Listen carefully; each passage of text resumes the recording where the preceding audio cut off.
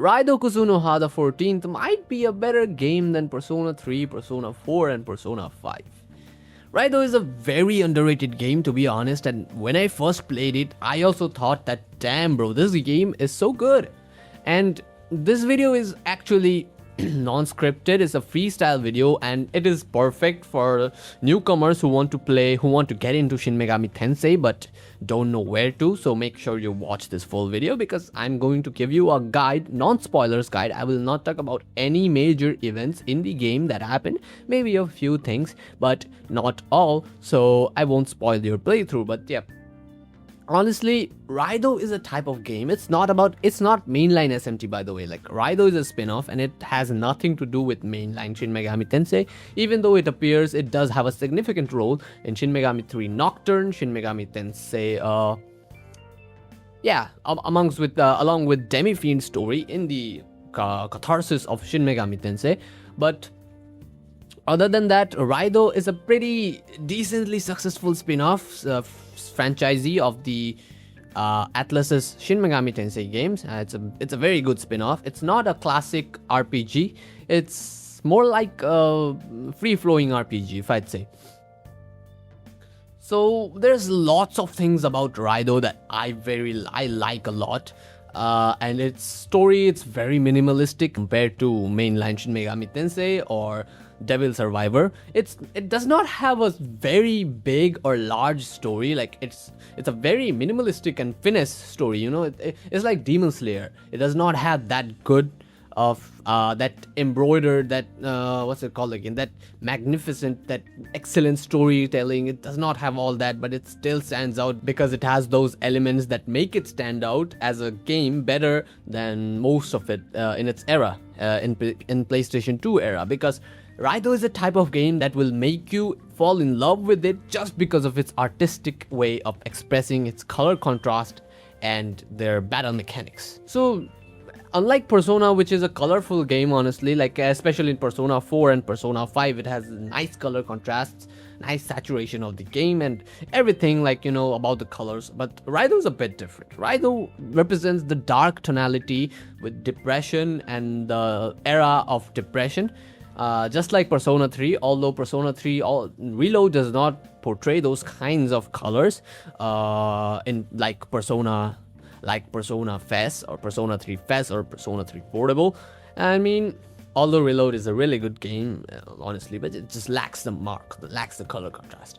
And about Raidou, it, you know, the dark theme, the dark tone, like, and you know about Raidou's maps, Raidou's map system in the soulless army, it's also really good because it expresses the mainline Shin Megami Tensei 3 PS2 era's map designing. It's so good and it's so excellent too. And when I first played it, I really loved it. First of all, Raidou is not that relatively hard as a game. That's why newcomers, beginners should be able to play it without any interruption, because it does not really consist that hard battle mechanics like SMT does, and outright warns you that it will consist like harder tones of the game. So you probably play it on skirmish, beginner, and if you're a Chad, then you're playing Shin Megami Tensei 4 on hard difficulty.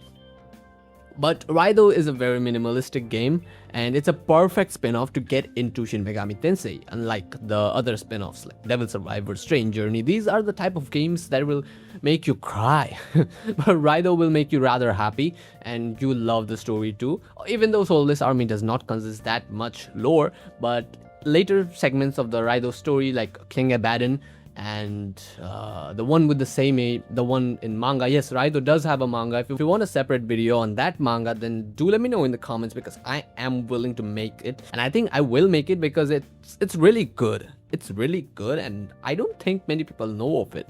So Raidou's third story, it is canon. Like, the first part consists Soulless Army, second part consists King Abaddon, which I unfortunately have not played, but I could still tell you about it a little bit. But if I'm giving you a roadmap to play Raidou and other Shin Megami Tensei spin-offs, then you should definitely start with Soulless Army, because I'm pretty sure it's one of those games that are better than its prequel. So yeah, the first part is always better in terms of Raidou. But the third part, the Seimeis part, the manga one, it is something that is better than both of them combined. It has so much lore. It is very lore heavy. It is the aftermath of what Raidou's actions did to the world and how it reshaped the map of this game, the map of Earth or the world itself, and how it impacts the future detective agency. That's about that. Raidou is a game based on the 90s era. Raidou is a game that's based on the 1990s era of the Great Depression, I think. And it portrays that kind of infrastructure and saturation perfectly. The color contrast is perfectly aligned with the game. It really signifies the importance of 1990s era. And it's quite the finest classic of its time, I would say. It's sad to see almost like Megami Tensei franchise always gets this treatment, never really breaks out to the wider audience. And the new Soulless Army remake, I quite did not really like it, honestly. Unlike Persona 3 Reload, I have a lot of criticism about it, like the Soulless Army remake.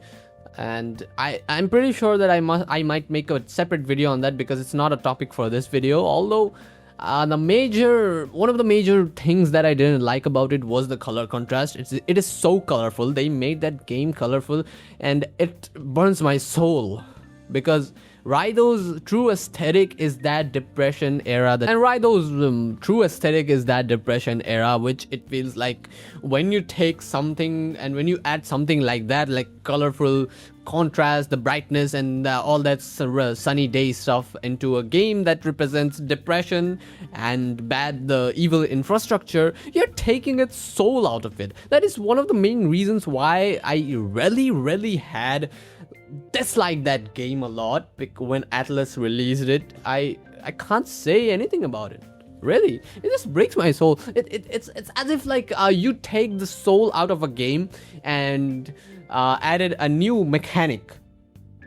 I mean, it's like you're playing Danganronpa but Persona 3 edition. It's stuff like that, you know. And yeah, that's about it. I have nothing to say about it. And Raidou's manga is also a really good addition in the Raidou franchise. And the reasons why, because there had been very critical moments about Raidou's revelations, Raidou's backstory, and Raidou's friendship. Although he is a very neutral protagonist, like he always remains silent and quiet like a lone wolf. He prefers to not have a crew and work by himself, just like Demi-Fiend.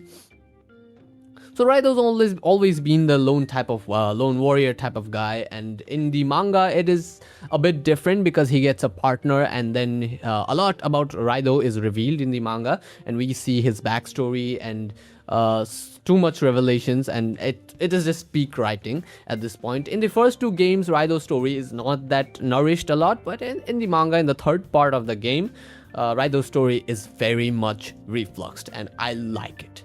I love it. I love the thing that Shin Megami Tensei's light novels always give these little spotlights to their characters and nourish their characters and develop them as a character, unlike just being protagonists that are fighting death or fighting like celestial monsters from literally appeared from Aztec or something like that.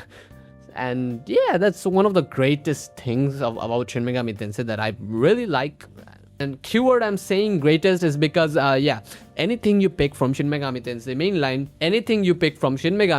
whether it be mainline or a spin-off, it always turns out to be good. Unlike some games like Devil Children, I really have no words to say about that. But Strange Journey, Raidou, Digital Devil Saga, and the continuation of Devil Saga, and Devil Survivor, all these spin-off games are really masterful. So now let's talk about a bit of the characters in Raidou.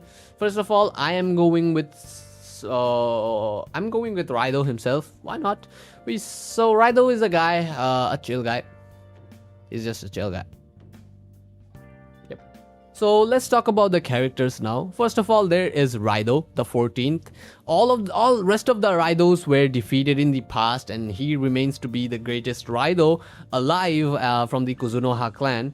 And yeah, so he is basically a symbol of hope within the lineage and he protects it very fairly. And there are very interesting characters in the game too, like Dr. Victor and the detective agency guy, I kind of forgot his name.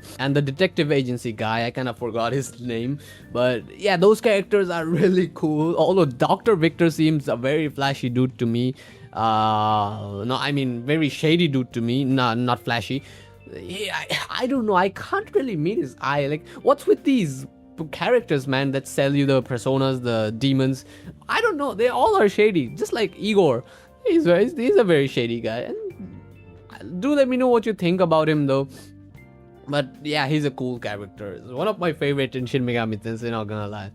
And later there is Seimei. Seimei is a absolute peak, I would say. Seimei is absolute peak.